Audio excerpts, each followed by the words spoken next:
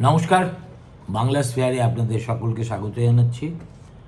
ইরানের সর্বোচ্চ নেতা আলী খামেনির মৃত্যুর পরে এখন একটা প্রশ্ন গোটা মধ্যপ্রাচ্য জুড়ে মানুষের মনে ঘুরপাক খাচ্ছে, সেটা অবশ্যই তার উত্তরসূরি কে হবেন।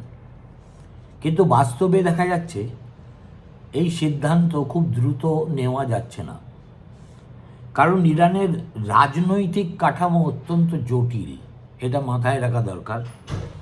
এবং এই মুহূর্তে দেশটি যুদ্ধ, ক্ষমতার লড়াই এবং অভ্যন্তরীণ অনিশ্চয়তার এক বিপজ্জনক সন্ধিক্ষণে দাঁড়িয়ে আছে। ফলত নতুন সর্বোচ্চ নেতা নির্বাচন বিলম্বিত হওয়ার পিছনে একাধিক গভীর কারণ রয়েছে, এটা মোটামুটি স্পষ্ট। প্রথম কারণ, ইরানের সংবিধান অনুযায়ী সর্বোচ্চ নেতা নির্বাচন করার ক্ষমতা আছে একমাত্র অ্যাসেম্বলি অফ এক্সপার্টসের হাতে। এখন এই অ্যাসেম্বলি অফ এক্সপার্টস বস্তুটা কি?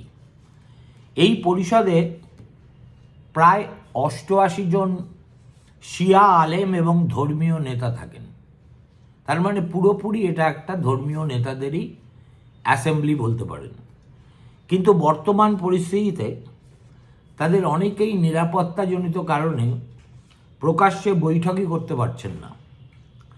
আমেরিকা ও ইসরায়েলের যৌথ হামলায় শুধু খামেনি তো নন, ইরানের নিরাপত্তা ও রাজনৈতিক কাঠামোর অনেক গুরুত্বপূর্ণ ব্যক্তিও নিহত বা আহত হয়েছেন। তারা কারা, তাদের সংখ্যা কত, সুনির্দিষ্টভাবে এখনো পর্যন্ত তা জানা যায়নি বটে, কিন্তু এটা যে ফ্যাক্ট সেটা তো অস্বীকার করার উপায় নেই। ফলে সেই পরিষদের ভেতরেও নেতৃত্বের শূন্যতা এবং এক ধরনের আতঙ্ক তৈরি হয়েছে অবশ্যই। দ্বিতীয় কারণ, সম্ভাব্য উত্তরসূরি নিয়ে ইরানের ক্ষমতা কেন্দ্রের ভিতরেই গভীর বিভাজন আছে।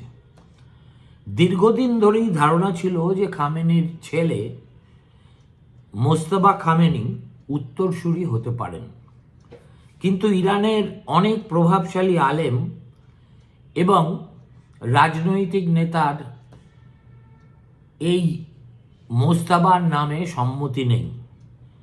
তাদের যুক্তি, ইসলামী প্রজাতন্ত্রকে যেন রাজতন্ত্রে পরিণত করা না হয়। অর্থাৎ একজন মারা যাবেন আর তারপরে তার পুত্র বসবে, এটা তো রাজতন্ত্রে হয়,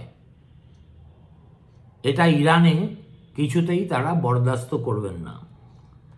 আবার অন্যদিকে ইরানের যেটা খুব প্রভাবশালী একটা রক্ষী বাহিনী আছে, যার নাম হলো ইসলামিক রেভলিউশনারি গার্ড কোর, তাদের একাংশ চায় এমন একজন নেতা খামেনির শূন্যস্থান পূরণ করুন, যিনি সামরিকভাবে খুব কঠোর অবস্থান নিতে পারেন এবং ওয়েস্টার্ন ওয়ার্ল্ডের সঙ্গে বিরুদ্ধে, বিশেষ করে আমেরিকার বিরুদ্ধে আপোষহীন নীতি বজায় রাখতে পারবেন।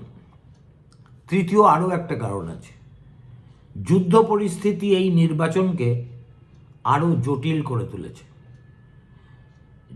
এমন আমেরিকার প্রেসিডেন্ট ডোনাল্ড ট্রাম্প এর অধীনে আমেরিকা এবং ইসরায়েল যে সামরিক অভিযান চালিয়েছে, তার ফলে ইরানের ক্ষমতার কাঠামোতে এক ধরনের জরুরি অবস্থা তৈরি হয়ে গেছে রাতারাতি। এই অবস্থায় অনেকেই মনে করছেন এখনই স্থায়ী নেতা নির্বাচন করলে তা ভুল সিদ্ধান্ত হয়ে যেতে পারে, অর্থাৎ ডিসিশন ইন হেস্ট। বরং একটি অন্তর্বর্তী ব্যবস্থা রেখে পরিবর্তিত পরিস্থিতি স্থিতিশীল হওয়া পর্যন্ত অপেক্ষা করা উচিত। চতুর্থ কারণ হল, ধর্মীয় বৈধতার প্রশ্নটিও এক্ষেত্রে অত্যন্ত গুরুত্বপূর্ণ, কেননা দেশটির নাম ইরান। ইরানের সর্বোচ্চ নেতা কেবল রাজনৈতিক শাসক নন, তিনি শিয়া ধর্মীয় কর্তৃত্বেরও প্রতীক। সেই কারণে উত্তরসূরি হিসেবে এমন একজনকে বেছে নিতে হবে যিনি উচ্চ পর্যায়ের ধর্মীয় নেতা এবং যার সেই রকম ধর্মীয় মর্যাদা আছে, অর্থাৎ মার্জা বা অন্তত তার কাছাকাছি পর্যায়ের আলম। কিন্তু বর্তমানে ইরানে এই ধরনের এমন সম্মানজনক আলেমের সংখ্যা সীমিত।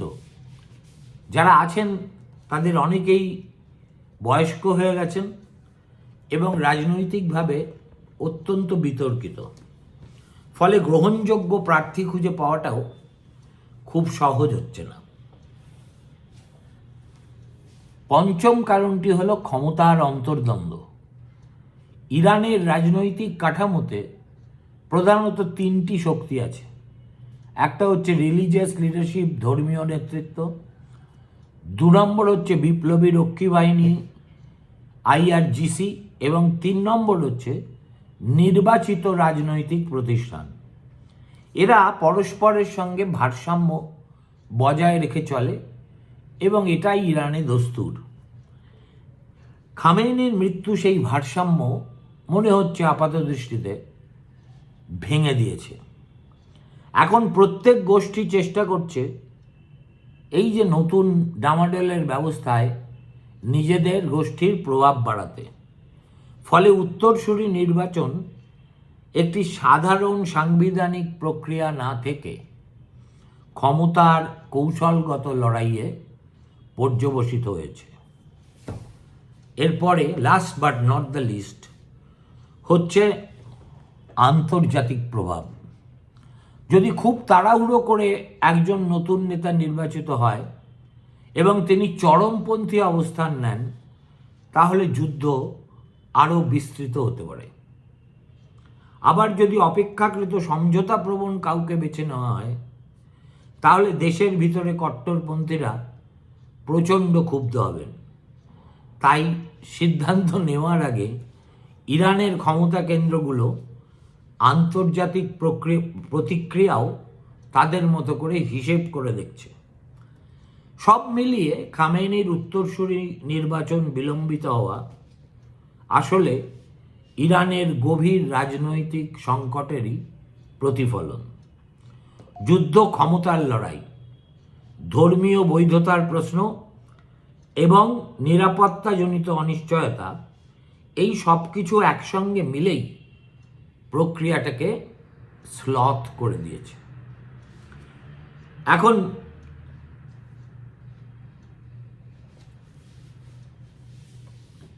তবু কয়েকটা নাম তো হাওয়ায় ভাসছে, এবং সেই নামগুলো কারা, এই সুযোগে আমি আপনাদের সেটাও জানিয়ে দিতে চাই।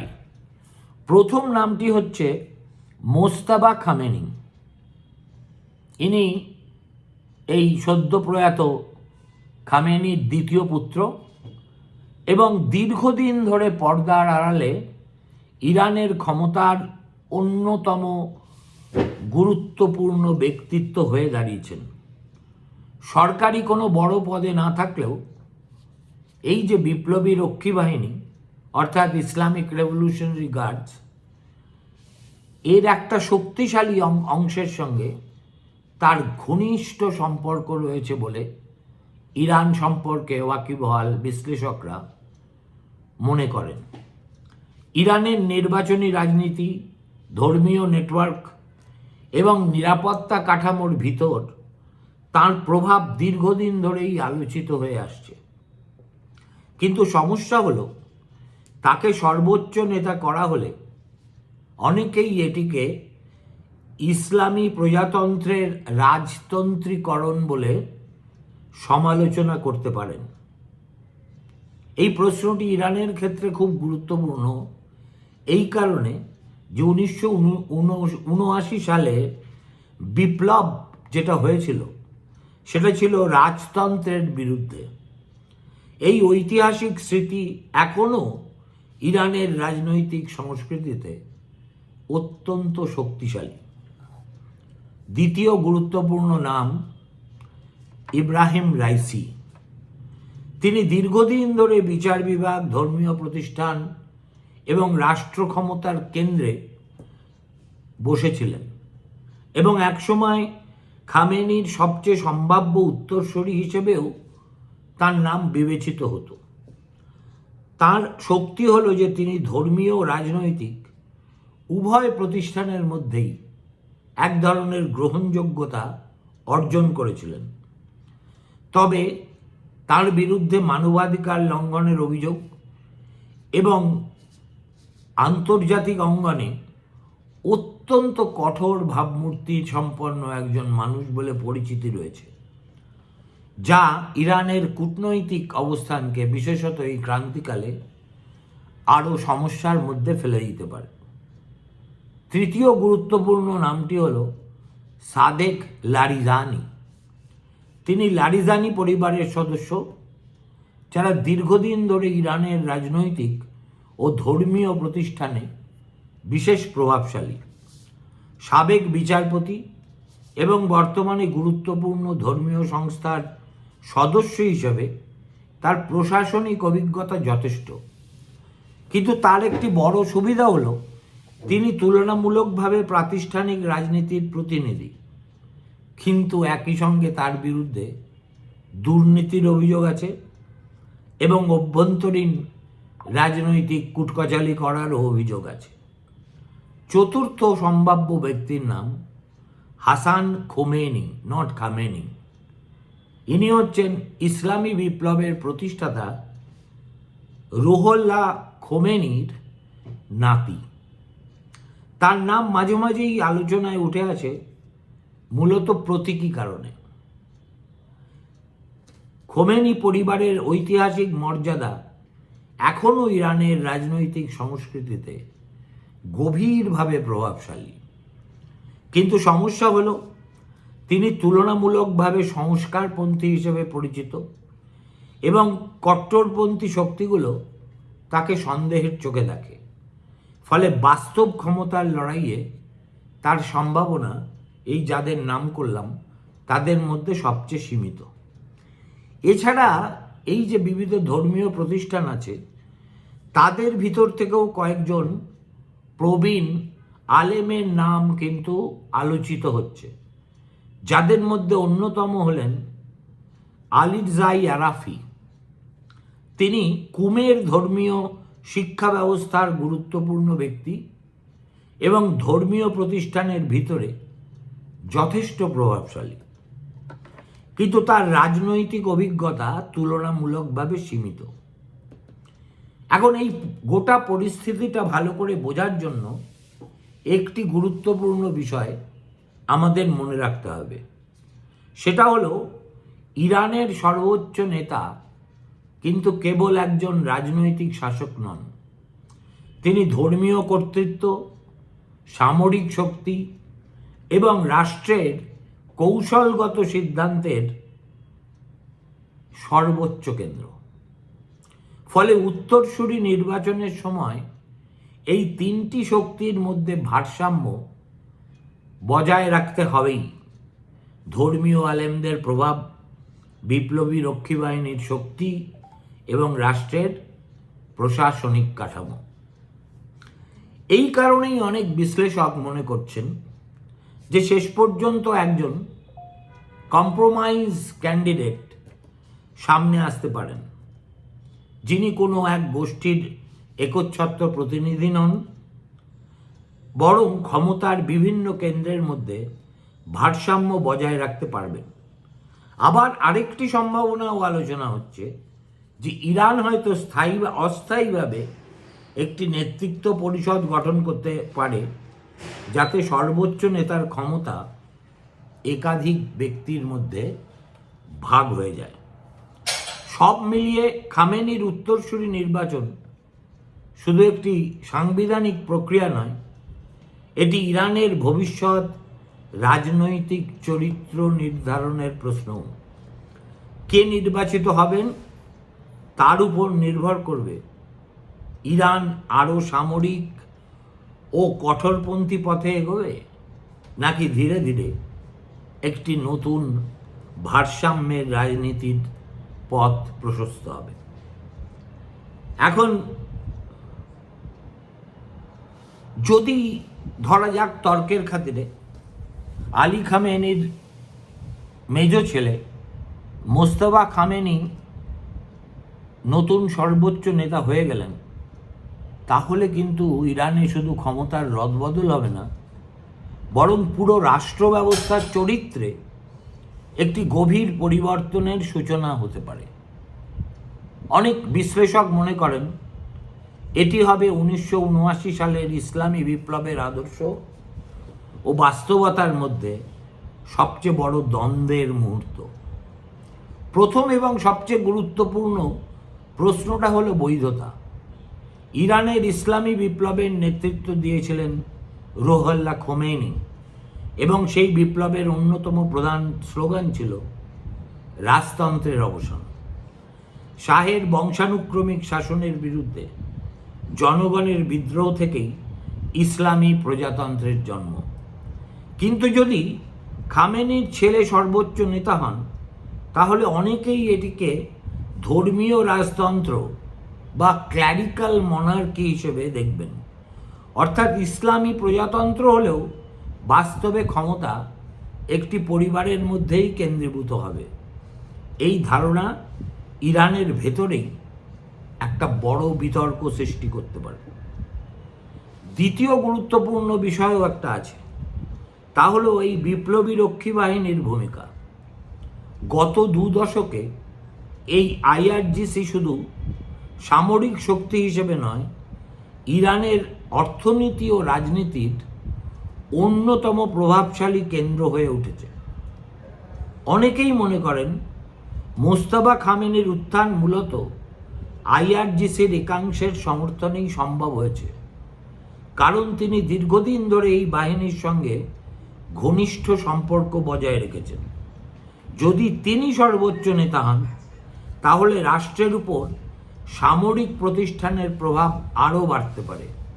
অর্থাৎ ইরান ধীরে ধীরে এক ধরনের সামরিক ধর্মীয় রাষ্ট্রের চেহারা নিয়ে নিতে পারে।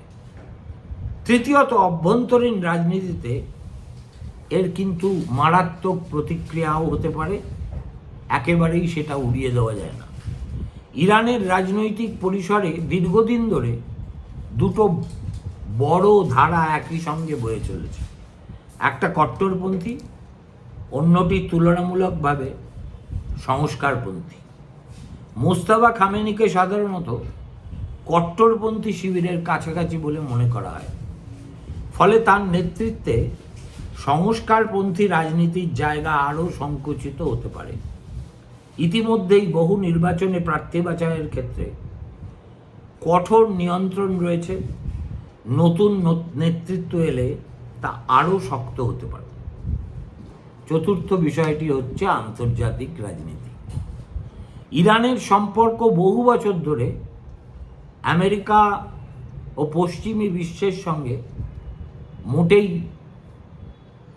সুবিধের নয়, বরং বিশেষভাবে উত্তেজনাপূর্ণ। যদি মোস্তফা খামেনি ক্ষমতায় আসেন, তাহলে পশ্চিমের দেশগুলোর একটা বড় অংশ তাকে আরও অনমনীয় এবং আদর্শগতভাবে আরও কঠোর নেতা হিসেবে দেখতে পারে। এর ফলে নিষেধাজ্ঞা, সামরিক উত্তেজনা এবং কূটনৈতিক সংঘাত আরও বাড়ারই সম্ভাবনা থাকবে, কমার নয়। বিশেষ করে ইরানের পারমাণবিক কর্মসূচি নিয়ে বিতর্ক আরও তীব্র হতে পারে।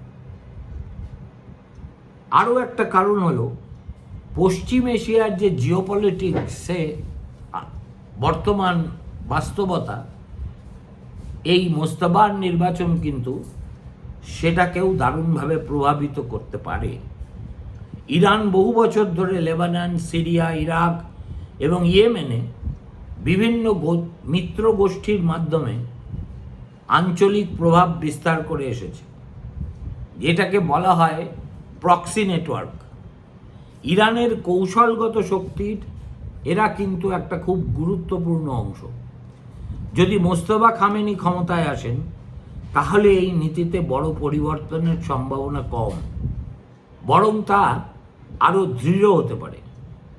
ফলে এই পশ্চিম এশিয়া জুড়ে সংঘাতের সম্ভাবনা তো কমবেই না, বাড়তেই থাকবে। আবার বিপরীত সম্ভাবনাও কিন্তু উড়িয়ে দেওয়া যায় না। কখনো কখনো নতুন নেতা নিজের অবস্থান শক্ত করতে শুরুতে তুলনামূলকভাবে বাস্তববাদী নীতি গ্রহণ করেন। যদি মোস্তফা খামেনি সেই পথ বেছে নেন, তাহলে তিনিই হয়তো সীমিত অর্থনৈতিক সংস্কার বা কূটনৈতিক সমঝোতার পথ খুঁজতে পারেন, বিশেষ করে যদি ইরানের অর্থনীতি যুদ্ধ ও নিষেধাজ্ঞার চাপে একেবারেই নুব্জ হয়ে যায়। সব মিলিয়ে বলা যায়, মোস্তফা খামেনির সম্ভাব্য উত্থান ইরানের ইতিহাসে এক যুগান্তকারী মুহূর্ত বলে চিহ্নিত হওয়ার সম্ভাবনা খুব উজ্জ্বল। এতে ইসলামী প্রজাতন্ত্রের আদর্শ, বিপ্লবী রক্ষী বাহিনীর ক্ষমতা, ধর্মীয় প্রতিষ্ঠানের ভূমিকা এবং আন্তর্জাতিক রাজনীতিতে ইরানের অবস্থান সব কিছু নতুনভাবে একেবারে পুনর্গঠিত হওয়ার সম্ভাবনা আছে। সুতরাং ইরানের বর্তমান অভ্যন্তরীণ অবস্থা এতটাই জটিল যে আজকেই আমাদের আলী খামেনির অন্ত্যেষ্টিক্রিয়ার প্রথম দিন হিসেবে নির্ধারিত হয়েছিল, কিন্তু তেহরানের পরিস্থিতি বিবেচনা করে শেষ পর্যন্ত এটা পোস্টপোন করে দেওয়া হয়েছে। কবে আবার হবে তা এখনো পর্যন্ত ক্লিয়ার নয়। অতএব একই সঙ্গে খামেনির দেহ এখনো পর্যন্ত সমাধিস্থ হতে পারল না, অথচ তার উত্তরসূরি নির্বাচন নিয়ে ইরানের ভিতরে লোকজন প্রকাশ্যে সলা পরামর্শ করবে, এটা বেশ কিছুটা দৃষ্টিকোণ। অতএব এখন যা হচ্ছে সবই পর্দার অন্তরালে, অন্তরাল থেকে বাইরে আসতে এখনো কিছুদিন বাকি। ভালো থাকবেন, নমস্কার।